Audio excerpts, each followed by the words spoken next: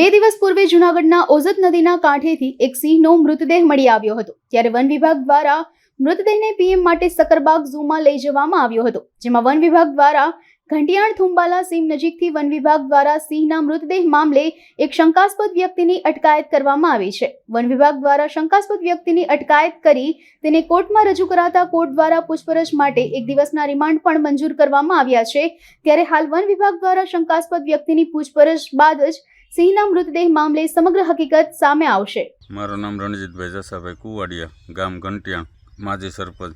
અમારા ગામમાં એક ખેડૂતે જાણ કરેલી 5 વાગે દેવજીભાઈ ગોબરભાઈ કોળીએ કે કંઈક ડેડ બોડી જેવું નદીમાં તરે છે, ત્યાં જઈને તપાસ કરતાં સિંહનો મૃતદેહ તરતો એવું લાગ્યું, એટલે વિસાવદર રેન્જ જાડેજા સાહેબને મેં જાણ કરેલ છે। સિંહના જે મૃત્યુદેહ મળ્યા છે એ એકચ્યુઅલી 14 જૂનમાં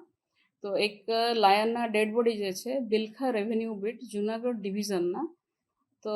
ત્યાં જે છે ઉત્તર રેન્જ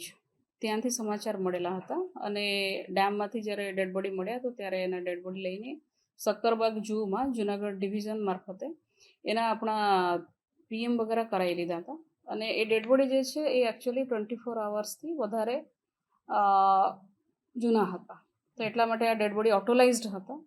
તો એના ઉપરથી બહુ વધારે ઇન્ફોર્મેશન નથી મળી શક્યા। છતાંય આપણા જે ફિલ્ડના કોમ્બિંગ ચાલુ કર્યા હતા એની અંદર જુનાગઢ વન વિભાગ અને ગીર પશ્ચિમ વન વિભાગ કે એના ગીર પશ્ચિમ એના એડજસન્ટ એરિયાઝમાં છે, સાસણના ફોરેન્સિક ટીમ અને એના વેટનરી ડૉક્ટરના ટીમ, સક્કરબાગના વેટનરી ડૉક્ટરના ટીમ અને એના સાથે ટાસ્ક ફોર્સ, એ બધા મળીને એ તમામ વિસ્તાર જે છે એને કોમ્બિંગ કરવામાં આવેલા હતા અને એના નેક્સ્ટ ડે જે છે આપણા ત્યાં એક જે ગામ છે વિસાવદર તાલુકાના, તો એ ગામમાં આપણા અમુક જે છે ક્લૂઝ મળેલા હતા 7-8 જગ્યાથી સિંહના બાળના જે છે એ મળેલા હતા। એના આધારે આપણા જે અક્યુઝડ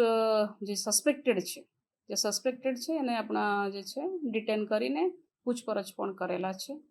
અને કાલે આપણા જે છે એને એસજીએમમાં કોર્ટમાં જે છે પ્રોડ્યુસ કરીને 1 દિવસના રિમાન્ડ મળે। જે પૂછપરછ કરવામાં આવ્યા હતા કે એના ખેતરમાંથી બધા ક્લૂ મળેલા હતા, 8 સ્પોટમાંથી ક્લૂ મળેલા હતા, લાયનના હેર વગેરે મળેલા હતા અને હજી આપણે કન્ક્લુઝન જે છે એના આપણા હજી તપાસ પછી કરી શકીશું અને ખેતરમાં જે છે લેવલિંગ વગેરે પણ થયા હતા અને અમુક જગ્યામાં જેવા કે એના જે ક્લૂ હોય એને જેવા નાશ કરવાના પણ એ પણ આપણા જે છે ત્યાંથી એવિડન્સ મળી આવેલા હતા, તો એટલા માટે એના તપાસ ચાલુ છે। જો એ લાયનના જે ડેથ છે so it is a schedule 1 animal, આપણને બધાને ખબર છે,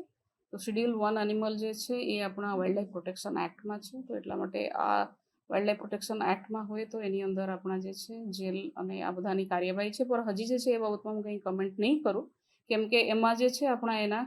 કન્ક્લુડ કરીશું, જ્યારે ઇન્વેસ્ટિગેશન કન્ક્લુડ કરીશું પછી આ બાબતમાં હું વાત કરી શકું। લાયન જે છે એ એડલ્ટ લાયન હતા, પણ એ બોડી જે છે કમ્પ્લીટલી ઓટોલાઇઝડ થઈ ગયા હતા, એટલા માટે એના બાબતમાં જે છે કમ્પ્લીટ વિગત નથી મળી છે। પીએમ આપણે એને કર્યા છે, બોડી ઓટોલાઇઝ થઈ ગયા મતલબ એને બોડીના અંદરના જે ઓર્ગન્સ છે એ ઓટોલાઇઝ થઈ ગયા હતા, જે બોડી આપણા મળેલા હતા બોડી આપણા લઈને એને આપણા પીએમ કરેલા જ છે,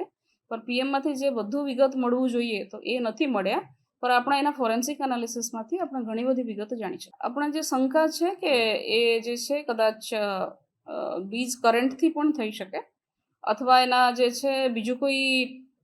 પોઈઝન અથવા બીજા કંઈમાંથી પણ થઈ શકે, પર એ આપણા જે છે થોડા વધુ તપાસના પાત્ર છે।